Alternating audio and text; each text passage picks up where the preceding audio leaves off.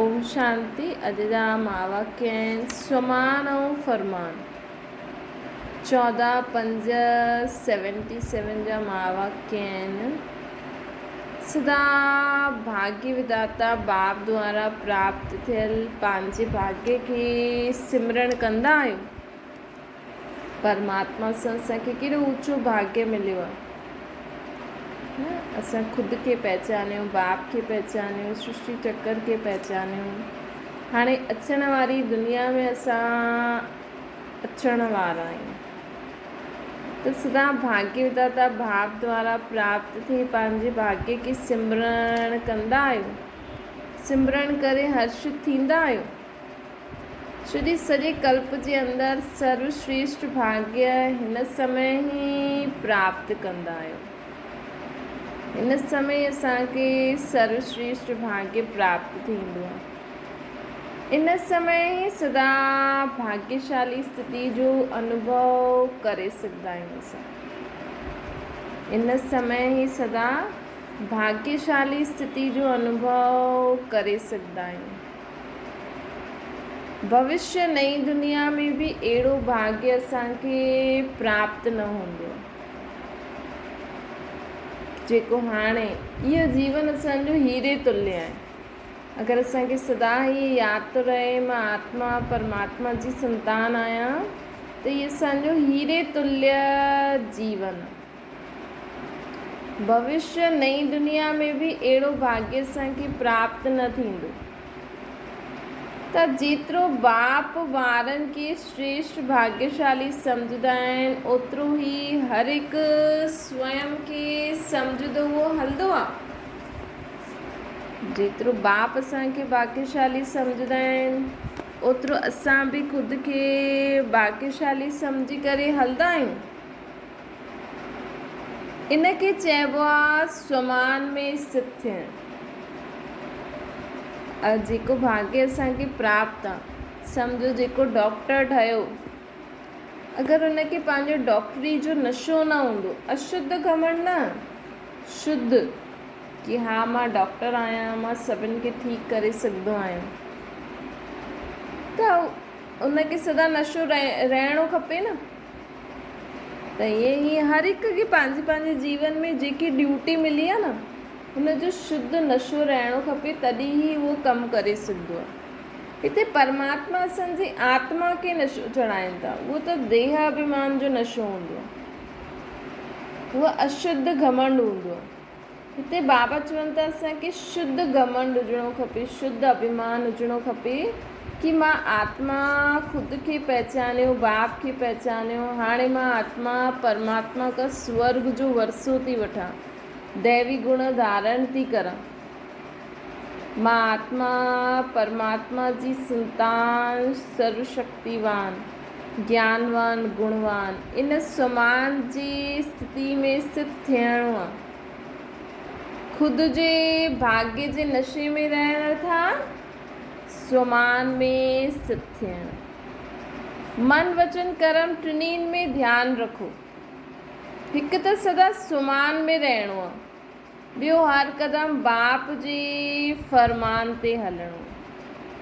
हिकु त बाबा असांखे जो स्वमान ॾिना अथई कि तव्हां आत्मा आहियो, मुंहिंजी संतान आहियो, तव्हां सदा शक्तिशाली आत्मा आहियो, गुणवान आत्मा आहियो। ॿियो इहो त यादि रखो ई, ॿियो साथ में बाबा जो असांखे फरमान ॾिना अथई, उन फरमान ते हलणो आहे असांखे। हर क़दम बाप जे फरमान ते हलणो आहे।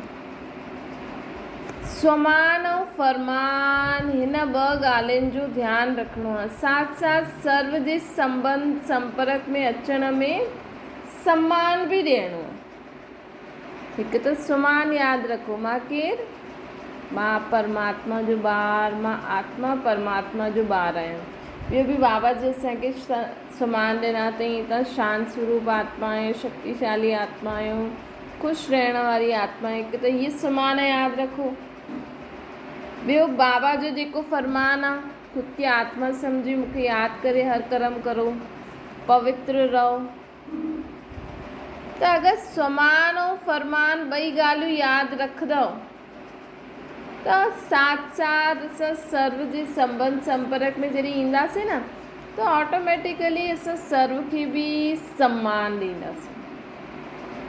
त ख़ुदि जे स्वमान में स्थित थियणु, बाप जो फरमान पालन करणु, साथ साथ सर्व खे सम्मान ॾियणु, कंहिंखे बि असांखे अपमान न करिणो आहे। बाबा कल्ह चई न उन ॾींहुं कि के अपकारनि ते बि उपकार करिणो, उहो केरु करे सघंदो?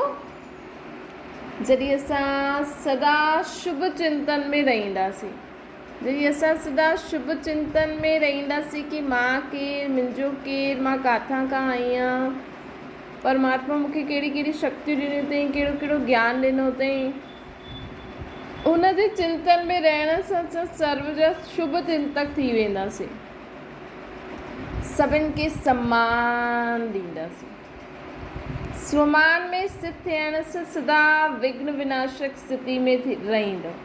ॾिसो स्वमान में स्थित थियणु केॾो ज़रूरी आहे। स्वमान अर्थात जो आत्मा खे बाबा सुमान ॾिनो अथई कि वैसे त दुनिया में माण्हू चवंदा मां दुखी आहियां, परेशान आहियां, मां अहिड़ी आहियां, लेकिन असांखे बाबा कहिड़ो सुमान ॾिनो अथई? हाणे चओ मां सुखी आहियां, मां शांत आहियां, मां शक्तिशाली आहियां, मां ख़ुशि रहण वारी आहियां, बाबा खे यादि करे। त हिन स्वमान में रहंदासीं न त जीवन में विघ्न ईंदा, परेशानियूं ईंदियूं, लेकिन असां विघ्ननि खे विनाश करण वारा थी वेंदासीं। असां विघ्ननि खे ख़तमु करण वारा, उनखे ख़तमु करे, अर्थात परिस्थितियूं ईंदियूं, लेकिन असां उन्हनि खे पार करे जीवन में अॻियां वधी वेंदासीं। कॾहिं? जॾहिं बाबा जो इहे ॾिनल उहे स्वमान यादि रखंदो। भले तव्हां हिकु बि यादि रखो, मन में पको करो, मां आत्मा आहियां, परमात्मा जी संतान आहियां, बसि। स्वमान छा आहे उनखे सुठी तरह सां ॼाणंदा आहियो न। जो बाप जी महिमा आहे उहा असांजो स्वमान आहे। बाप जी महिमा छा कंदा आहियूं? बाप सुख जो सागर, शांति जो सागर, शक्तियुनि जो सागर, उहो असांजो स्वमान आहे।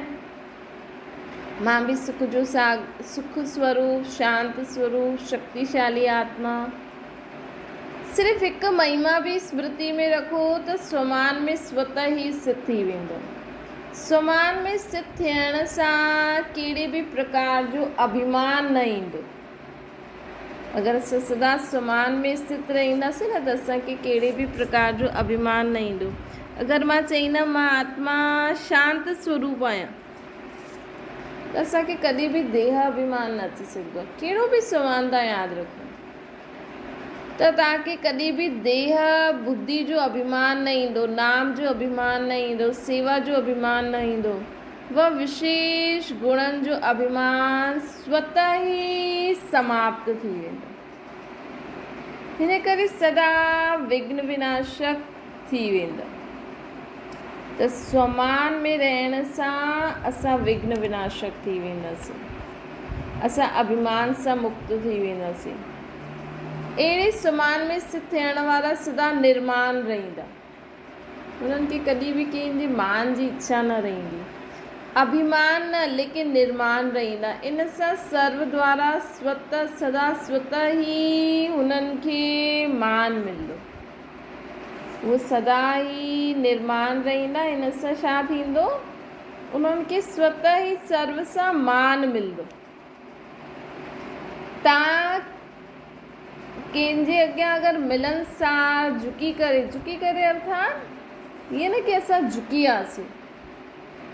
कोई चए हीअं हीअं, ॾिसो ग़लति बि हूंदो न। अगरि असां हुनखे चईंदासीं हा ठीकु आहे, पोइ हुनखे सम्झायो भई तव्हां त ईअं चओ था, लेकिन ठीकु आहे करूं था, लेकिन हिन में न ईअं थी सघंदो आहे। पहिरियों हुन माण्हू खे मान ॾियो।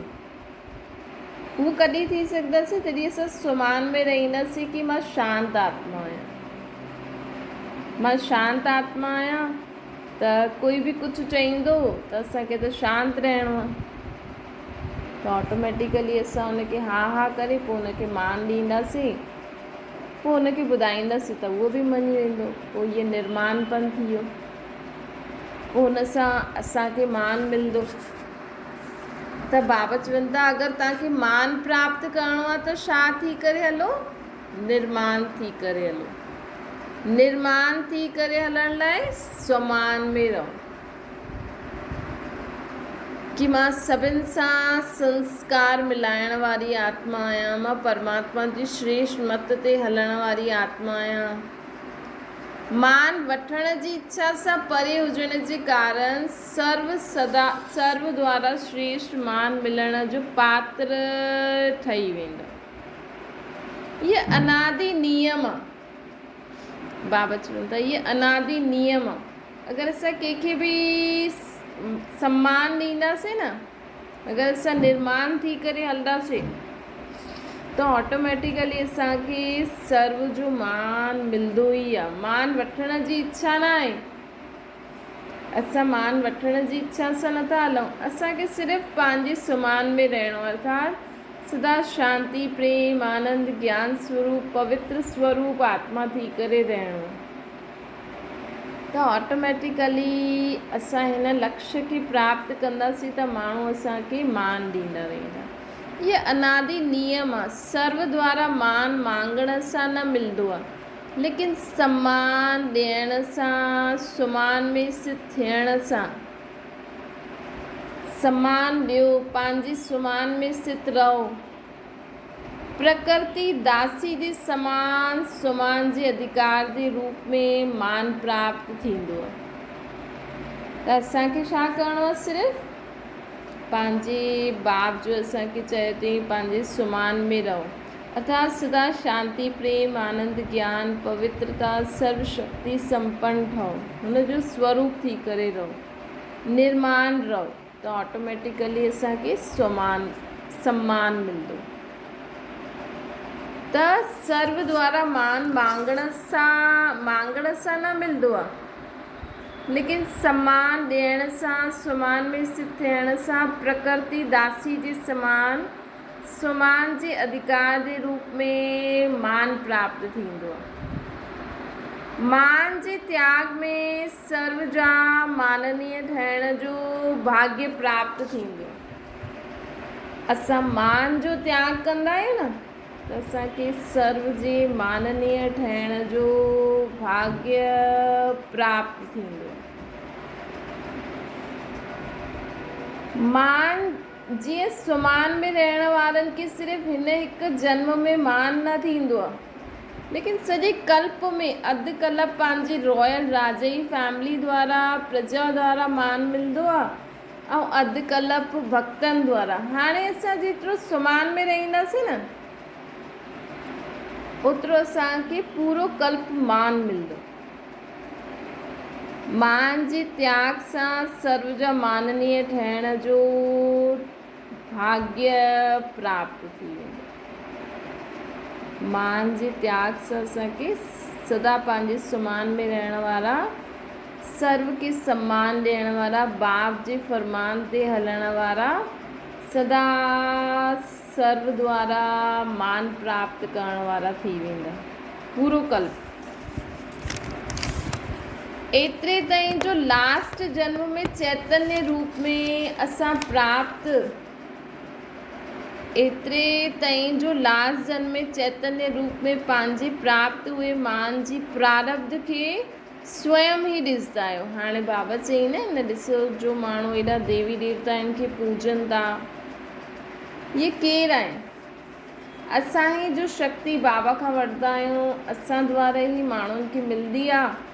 हाणे त उहो भक्ति मार्ग में असांजा ई चित्र ठाहींदा आहिनि। चैतन्य असांजा जड़ चित्रनि खे ॾिसो था त सॼे कल्प में प्राप्त हुए मान जो आधार छा आहे? अल्पकाल जे विनाशी मान जो त्याग। हाणे अल्पकाल जे विनाशी मान जो त्याग करो, अर्थात स्वमान में स्थित थी निर्माण ठही सम्मान ॾियणो। स्वमान में स्थित रहो, निर्माण ठहो, बाप जो फरमान पालन करो और सर्व के सम्मान ॾियो। ये ॾियण ही पूरे कल्प सम्मान वठणु। सम्मान ॾियण अर्थात हुन आत्मा खे उमंग उल्लास में लाए करे अॻियां करणु। असां जॾहिं ॿियनि खे सम्मान ॾियूं अर्थात उनखे उमंग उत्साह में लाहे करे अॻियां वधाइणु। कॾहिं बि असांखे कंहिंजो उमंग उत्साह घटि न करिणो आहे, पर हीअं न कोई ग़लति करे थो त असां उनखे उमंग उत्साह वधायूं। जो ग़लति माण्हू करे थो हुनखे बि असांखे युक्त सम्झाए करे सही मार्ग में लाहे करे उनखे उमंग उत्साह सां अॻियां वधाइणो आहे। कोई ग़लति कमु कंदो आहे त माण्हू चवंदा आहिनि अरे हीअ त ग़लति थो करे, हिनखे त कढो, हिन कम खां छुड़ायो। लेकिन असां हुनखे सही राह ॾेखारियूं, हुनजे लाइ शुभ भावना शुभकामना करूं। असां ईअं न सोचूं कि हीअ छॾे, असां सोचो भई हीअ ठीकु थी वञे ऐं अॻियां वधे। पोइ जेको ड्रामा में अल्पकाल जो पुण्य अल्पकाल जी वस्तु ॾियण सां थींदो आहे, उहो अल्पकाल जे सहयोग ॾियण सां थींदो आहे। हाणे असांखे कंहिंखे चीजियूं न ॾियणियूं आहिनि, हाणे असांखे सभिनि खे उमंग उत्साह ॾियणो आहे, शुभ भावना शुभकामना ॾियणियूं आहिनि। ये सदाकाल जो उमंग उत्साह अर्थात ख़ुशी जो खज़ानो व स्वयं जे सहयोग जो आत्मा खे सदाकाल जे लाइ पुण्य आत्मा ठाहे ॾींदो। असांजो हुन आत्मा खे सदाकाल जो उमंग उत्साह ख़ुशी ॾींदा आहियूं, स्वयं जो सहयोग ॾींदा आहियूं। इन सां आत्मा खे सदाकाल जे लाइ उहा आत्मा पुण्य आत्मा ठही वेंदी आहे। हिन करे इहे वॾे खां वॾो पुण्य आहे। कहिड़ो आहे वॾे खां वॾो पुण्य? सर्व खे उमंग उत्साह में लाइण, अॻियां वधाइण। हिकु जन्म जे किए हुए इन पुण्य जो फल सॼे कल्प में मिलंदो आहे। असांखे हिकु जन्म जो कियो हुओ इहे पुण्य जो फल पूरे कल्प में मिलंदो आहे।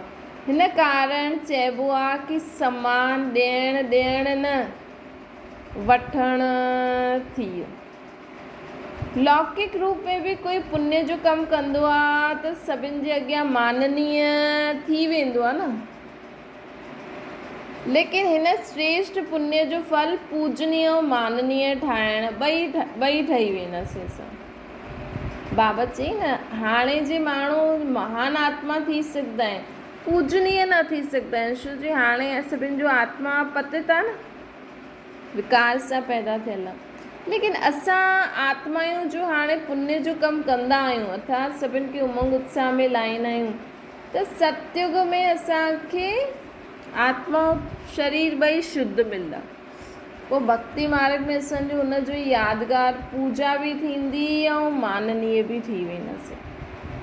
त पंहिंजे पाण खां पुछो, मां अहिड़ी पुण्य आत्मा ठही सदैव पुण्य जो कार्य कंदी आहियां, सदैव सर्व खे उमंग उत्साह में लाईंदी आहियां। सम्मान ॾियो व सम्मान मिलणो खपे, व मुंहिंजो सम्मान छो न रखियनि, इनखे छा चईंदासीं? भई माण्हू चवंदा आहिनि न असांखे सम्मान ॾियो, असांखे मान ॾियो, असां एॾा वॾा आहियूं न असांजी इज़त न कई, इनखे छा चईंदासीं? वठण वारो या ॾियण वारो? इहे बि वठण जी भावना रॉयल बेगरपन अर्थात भिखारीपन आहे। त समान ऐं समान में रहणो आहे, सम्मान ॾियणो अर्थात सदा समान में रहो। मां सुख स्वरूप, शांति स्वरूप, शक्ति स्वरूप, ज्ञान स्वरूप, आनंद स्वरूप, पवित्र स्वरूप, सदा खुश रहण वारी आत्मा आहियां। हिन समान में रहो, परमात्मा जी संतान आहियां ऐं सर्व खे सम्मान ॾींदा आहियूं। बाक़ी छा करिणो आहे? ॿियो छा करिणो आहे? हर क़दम में बाप जो फरमान पालन करिणो आहे। हर क़दम फरमान ते हलण वारा अॻियां सॼी विश्व सदा क़ुर्बान थी वेंदी। जेका माण्हू हर क़दम में बाप जे फरमान ते हलंदा आहिनि न, उन्हनि जे अॻियां सॼी विश्व क़ुर्बान थी वेंदी आहे अर्थात सरेंडर थी वेंदी आहे। माया बार बार वार कंदी आहे। हिन सां सिद्ध आहे कि हर क़दम में असां फरमान पालन नथा करूं। सदा फरमान ते न हलण जे कारण माया बि झटकू रूप में क़ुर्बान न थींदी आहे। हिन करे बार बार वार कंदी आहियां। बार बार असां माण्हुनि खे चिलाइण जे निमित ठही वेंदा आहियूं। चिलाइण थियो न कि माया अची वई, अॼु हिन रूप में आई, हाणे छा करूं। माया के अर्थात विघ्न के कीअं मिटायूं। त झटको न हुजण जे कारण माया बि चिलाईंदी आहे, तव्हां बि चिलाईंदा आहियो। बाबा चईंदा आहिनि हाणे माया बि विदाई वठणु चाहींदी आहे, उहा बि वीचारी थकिजी वई आहे। हिन करे हाणे फरमान ते हलो त उहो क़ुर्बान थी वेंदी। तव्हां बाप ते क़ुर्बान थी वञो, माया असां ते क़ुर्बान थी वेंदी। केतिरो सहज साधन आहे। अर्थात बाप जी हर आज्ञा खे पालन करे हलो त माया बि असां ते क़ुर्बान थी वेंदी। स्वमान ऐं फरमान सहज आहे न। हिन सां जन्म जन्मांतर जी मुश्किल सां छुटी वेंदव। सदा स्वमान में रहो, फरमान की पालन करो त जन्म जन्मांतर जी मुश्किल सां छुटिजी वेंदो। हाणे सहज योगी भविष्य में सहज जीवन हूंदी।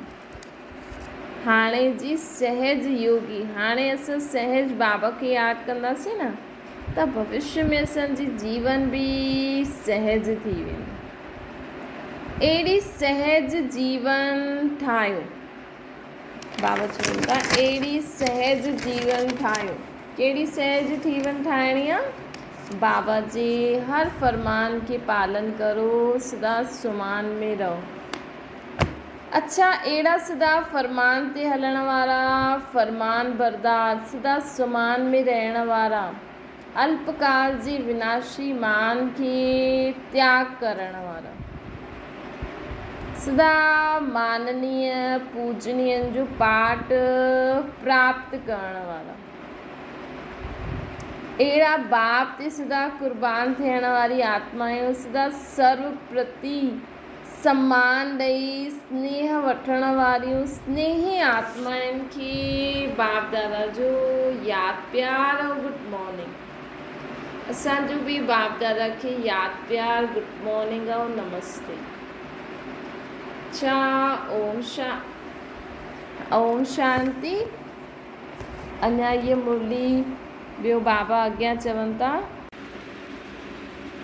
कल्ह पांडव सेना युद्ध जे मैदान ते आहे। पांडवनि खे महावीर चइबो आहे न। महावीर अर्थात सदा माया जी। महावीर कॾहिं माया सां घबराईंदो न आहे। महावीर कॾहिं माया सां घबराईंदो न आहे, हुनखे चैलेंज कंदो आहे। कहिड़े बि रूप में माया अचे, लेकिन परखण जी शक्ति सां माया खे परखंदे हुए विजय प्राप्त कंदा। त परखण जी शक्ति आई आहे, माया खे परां खां ईंदे हुए परखे वठो। वह जॾहिं माया वार करणु शुरू कंदी आहे तॾहिं परखंदा आहियो।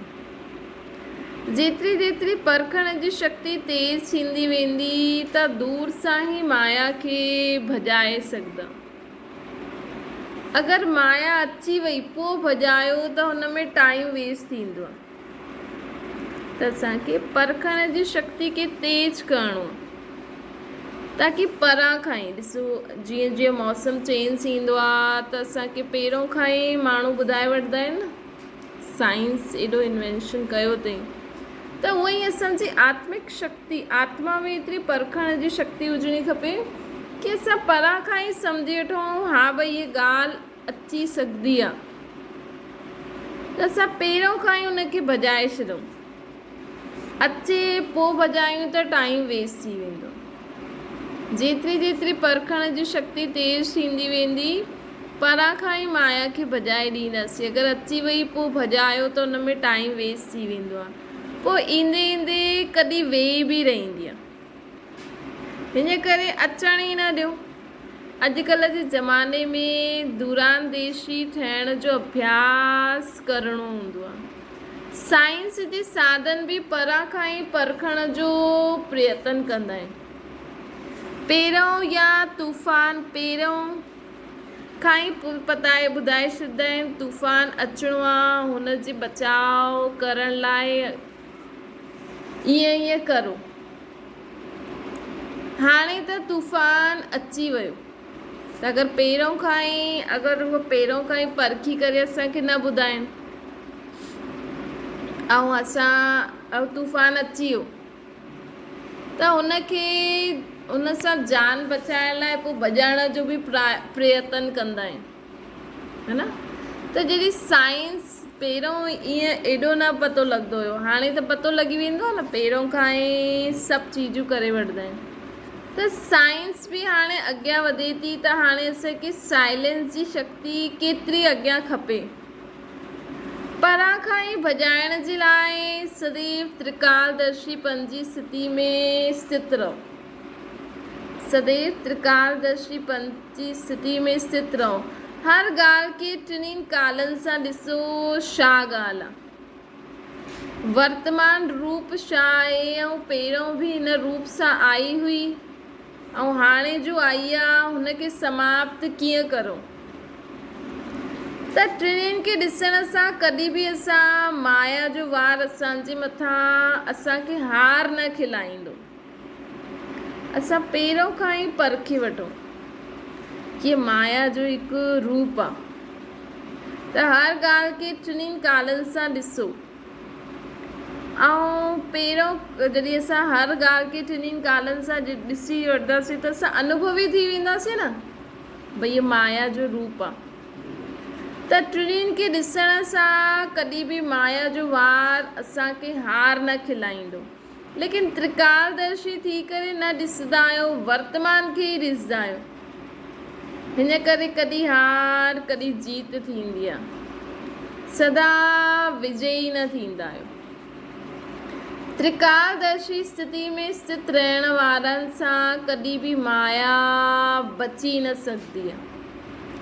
जेका त्रिकालदर्शी स्थिति में स्थित हूंदा आहिनि न, उन्हनि सां कॾहिं बि माया बची न सघंदी आहे।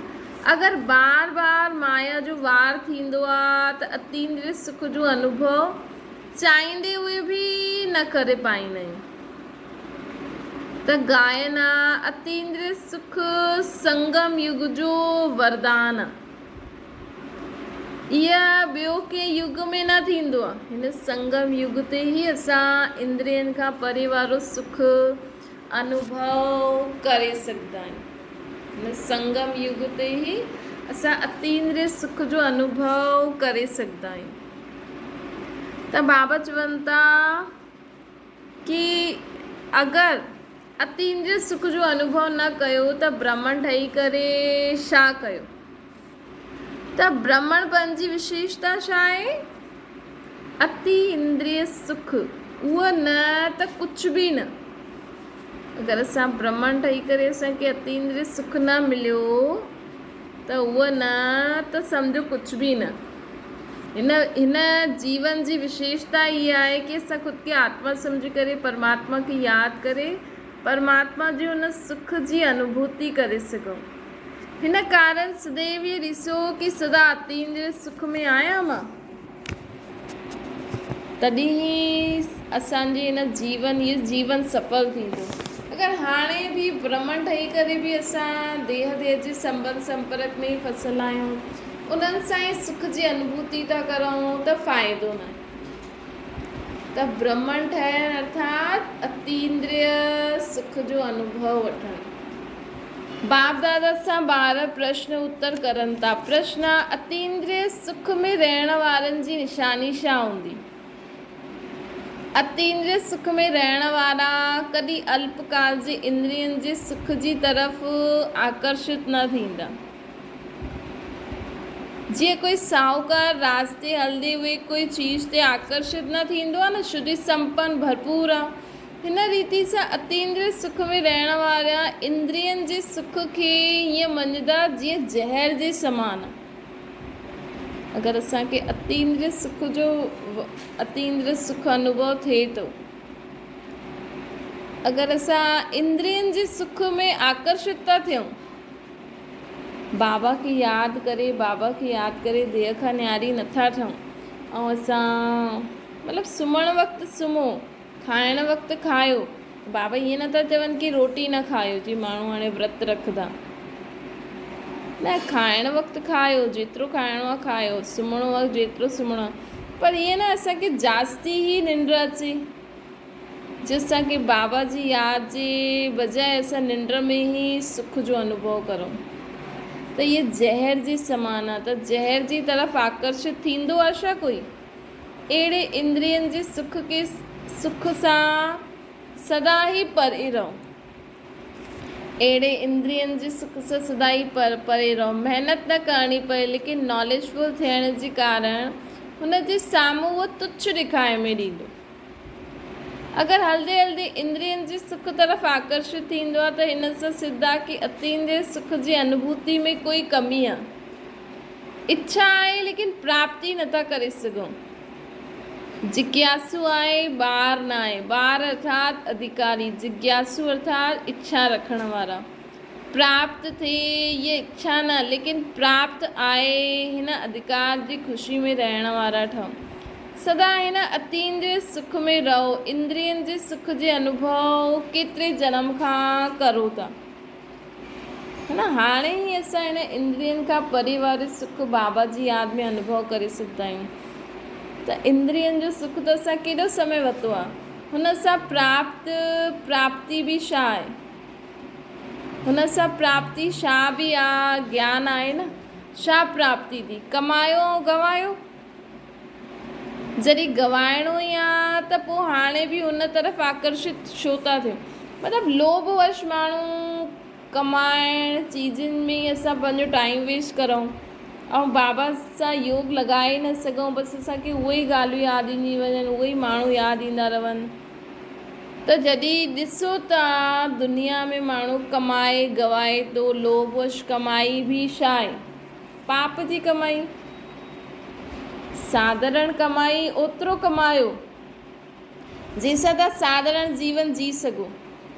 अगरि तव्हांखे साधारण जीवन जीअण में बि अगरि कमाई में तव्हांखे कुझु ठगी करणी पए थी त उहो बाबा खे ॿुधाए छॾो, पोइ पाप न चढ़ंदो। लेकिन अगरि तव्हां वटि कमाई आहे, लेकिन तव्हां लोभवश अगरि जास्ती कमाइण जे लाइ कोशिशि करो था त उहो त पाप चढ़ंदो न। त कमायो गवायो, कोई सुख न मिलियो, कोई सुख न धन सां। तॾहिं त माण्हू एॾा वॾा वॾा माण्हू बि केॾा दुखी आहिनि। त इन संबंधी छा था करनि? केॾा धोखो था ॾियनि। त असांखे कंहिंसां संबंध तोड़णो न आहे, असांखे कमाइणु छॾिणो न आहे, लेकिन बाबा जी यादि बि न छॾणी आहे। हीअं न असां कमाइण ऐं संबंधनि जे पुठियां एतिरो बिज़ी थी वञूं कि बाबा जी यादि भुलिजी वञूं। अतींद्रिय सुख जी प्राप्ति जो समय हाणे बि थोरो आहे।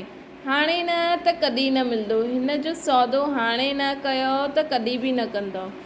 पोइ बि सोचंदा रहंदा छॾूं न छॾूं। बाप चईंदा आहिनि छॾो त छूटे। बाप चईंदा आहिनि छॾो त छूटे। चईंदा आहिनि छुटंदो ई न आहे। पकड़ियो कीअं? ख़ुदि चईंदा आहियो छुटंदो ई न आहे। जॾहिं तव्हां ई पकड़े वेठा आहियो बुद्धि सां त उहो कीअं छुटे ॿुधायो? इन करे बाबा चवनि था छॾो त छूटे। रचता त तव्हां आहियो न, बार बार ठोकर न खायो। हाणे पंहिंजी बुद्धि हिकु बाप सां लॻाए करे सभु कुझु कर्म करो। ॿियो कंहिंखे असां पंहिंजी मन बुद्धि में जॻह न ॾियो। संबंध निभाईंदे हुए बि असांजो मन बाप तरफ़ लॻियो रहे। ॿियो प्रश्न आहे, सदा अचल अॾोल रहण जे लाइ विशेष कंहिं गुण खे धारण करिणो आहे? उत्तर आहे सदा गुण ग्राहक ठहो। हाणे हर ॻाल्हि में गुणग्राही थींदव त हलचल में न ईंदव। गुणग्राही अर्थात कल्याणकारी भावना। असांखे हर ॻाल्हि में गुणनि खे धारण करे हलणो, गुणनि खे ग्रहण करो। ॾिसो इहो अभ्यास बि थींदो आहे न, इहो अभ्यास बि केॾो वॾो थींदो आहे। गुणग्राही अर्थात कल्याणकारी भावना। अवगुण ॾिसण सां अवगुण जी भावना ऐं हलचल में रहंदो। अवगुण ॾिसण सां अवगुण जी भावना ऐं हलचल में रहंदव।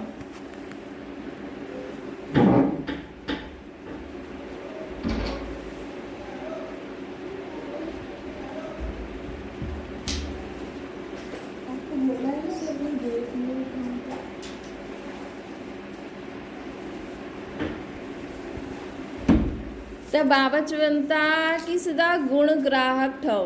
हाणे हर ॻाल्हि में गुणग्राही थींदव त हलचल में न ईंदव। गुणग्राही अर्थात कल्याणकारी।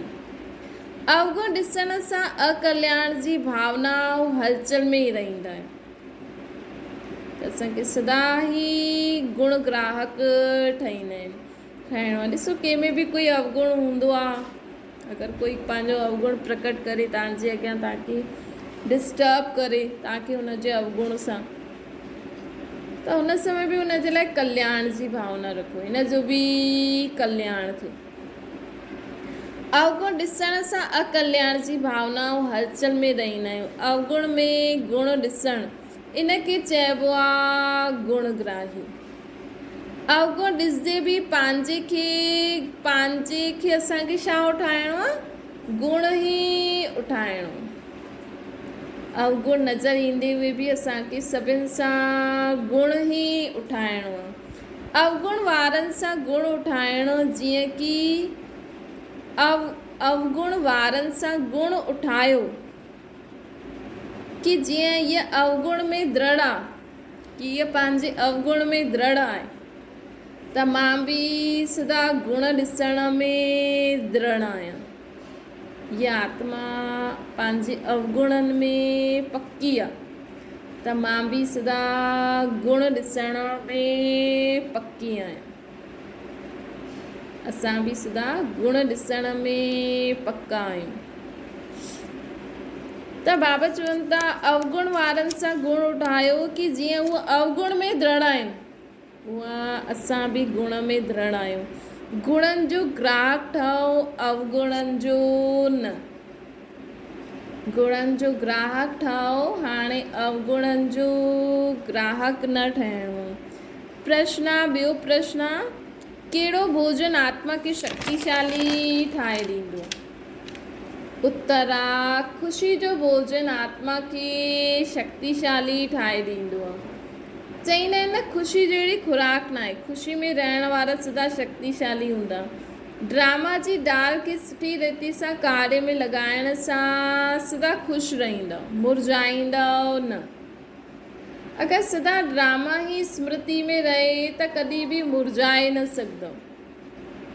अगरि असांखे सदा ड्रामो ही स्मृति में रहंदो, कि ड्रामो तो हले, है न, ड्रामा में त हर हिक जो पार्ट हूंदो ई आहे, त असांखे कॾहिं बि मुरझाइश न ईंदी। सदा ख़ुशी बुद्धि ताईं नॉलेज जे रूप में न हुजणी खपे। ख़ुशी बुद्धि ताईं, सदा ख़ुशी बुद्धि ताईं नॉलेज जे रूप में न हुजणी खपे।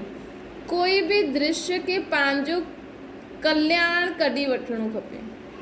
ख़ुशी कॾहिं थींदी? जॾहिं कुझु बि थिए थो त हिन में मुंहिंजो फ़ाइदो कहिड़ो आहे, मुंहिंजो फ़ाइदो छा आहे हिन में? कुझु बि थिए थो त हिन में मुंहिंजो फ़ाइदो कहिड़ो आहे? तव्हां चईंदो मुंहिंजो फ़ाइदो छा थींदो? लेकिन परमात्मा चए थो हर ॻाल्हि में कल्याण आहे। असांजी संकल्प, कोई इच्छा असांजे साम्हूं हीअं पूरी थी वेंदी आहे, परंतु उनखे पूरो थियण लाइ कुझु अहिड़ो कमु थियणो पवंदो आहे जेको माण्हुनि दुनिया जे हिसाब सां सुठो न आहे न। असां कॾहिं कॾहिं चाहींदा आहियूं कि असां हाणे कमु करे करे न थकिजी पिया आहियूं, हाणे फ्री थियणु, मतिलबु हाणे असां फ्री थियूं बसि। त कोई अहिड़ी ॻाल्हि ईंदी आहे कि असां फ्री थी वेंदा आहियूं, त तव्हांजी ही इच्छा पूरी थिए थी, लेकिन कुझु अहिड़ो थींदो आहे हुन में जो असां सोचियो बि न हुयो भई मां हीअं फ्री थींदमि, लेकिन ॾिसो तव्हांजी इच्छा पूरी थी वई न, हिन में तव्हांजो कोई न कोई कल्याण हूंदो। त बाबा असांखे चवनि था सदा ड्रामा जी डाल खे सुठी रीति सां कार्य में लाइण सां कि ॾिसो ड्रामा में जो नूंद आहे न उहो त नूंद ई आहे, है ना। ड्रामा में जो नूंद आहे उहो नूंद ई आहे, हिन में तव्हां कुझु बि न करे सघंदा आहियो। जॾहिं भॻवानु चईंदो आहे मां बि कुझु न करे सघंदो आहियां त असां छा करे सघंदा आहियूं। केतिरी बि प्रार्थना करो, केतिरो बि कुझु करो, ड्रामा में जो सीन जॾहिं नूंदल आहे उहो थियणु, हुन में कुझु न कुझु कल्याण समायल ई हूंदो आहे। त हर ॻाल्हि में पंहिंजो फ़ाइदो ॾिसंदव त कल्याण थींदव, ख़ुशी रहंदी। अहिड़ी श्रेष्ठ भूमि ते अचणु अर्थात भाग्यशाली ठहिणु। इन भाग्य खे सदा क़ाइमु रखण लाइ सदा अटेंशन स्थिति सदा हिकु रस रहे। भाग्य खे सदा क़ाइमु रखण लाइ सदा ई अटेंशन रखिणो आहे असांखे। स्थिति सदा हिकु रस रहे। हिकु रस स्थिति अर्थात हिकु जे रस में रहणु, ॿियो कोई बि रस पंहिंजी तरफ़ आकर्षित न करे। हिकु रस स्थिति अर्थात हिकु जे रस में रहणु, ॿियो कोई बि रस असांखे आकर्षित न करे। अगरि कहिड़ी अन्य रस में बुद्धि वेंदी त असां हिकु रस न रही सघंदासीं। त अगरि हिकु रस स्थिति खपे त भले सभु कुझु खाईंदे पीअंदे मिलंदे घुमंदे हुए बि असांजो रस कंहिंमें असांखे सुठो लॻे। कंहिंजो रस सुठो लॻे? बाबा जो संग जो रस सुठो लॻे। ॿियो कोई संग जो रस असांखे पंहिंजी तरफ़ प्रभावित न करे सघे। जी ॾिसो दुनिया में दैहिक संबंधी आहिनि, लेकिन तव्हां माण्हुनि सां मिलंदा आहियो, कंदा आहियो, त बि माण्हुनि जो हूंदो आहे न, असां पंहिंजे घर वारनि जो ई चए ते हलंदा आहिनि। ऐं कोई के संग जे प्रभाव में अची वियो त चईंदा आहिनि कि हिन ॿिए जे संग जे प्रभाव में अची वियो न त घर वारनि जी ॿुधे ई नथो। त हूअं ई असांखे हिन दुनिया में पाठ वॼाईंदे हुए बि बुद्धि सां हिकु बाबा जो संग रखिणो आहे। बुद्धि में बाबा जी श्रीमत धारण करे हलो, बाक़ी सभिनि सां मिलंदा खाईंदा पीअंदा कमु कंदा हलो। बाबा कुझु मना थोरी थो करे। बाबा त चईंदा आहिनि सिर्फ़ु बुद्धि सां मूंखे यादि करो, मन में मुंहिंजी यादि रखो, बुद्धि मूंसां गॾु लॻल रहे। बाप जे समान स्वयं के नॉलेजफुल अर्थात ज्ञान जो सागर अनुभव कंदा आहियो। नॉलेजफुल अर्थात सदा सत्य कर्म करण वारा। नॉलेजफुल अर्थात सदा सत्य कर्म करण वारा, व्यर्थ न कंदा। जॾहिं सत्य बाप जा ॿार आहियो, सत्य जी स्थापन कंदा आहियो, त कर्म बि सत्य हुजणा खपनि असांजा। सत्य कर्म अर्थात ख़ुदि खे आत्मा सम्झी करे बाप जी यादि में रही करे कर्म करण ई सत्य कर्म। अगरि बाबा जी यादि में कर्म कंदासीं न त कॾहिं बि असां सां कोई कूड़ो कर्म न थींदो। बोल कर्म संकल्प सभु सत्य थियणु खपनि।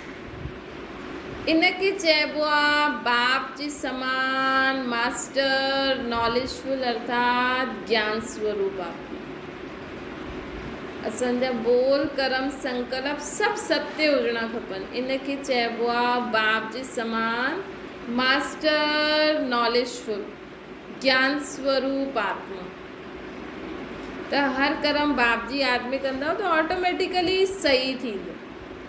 छो जी बाबा असांखे करन करावन हार ठही करे हर कर्म कराईंदा आहिनि। त मास्टर नॉलेजफुल अर्थात ज्ञान स्वरूप आत्मा। अच्छा, ओम शांति। बाबा खे यादि करो।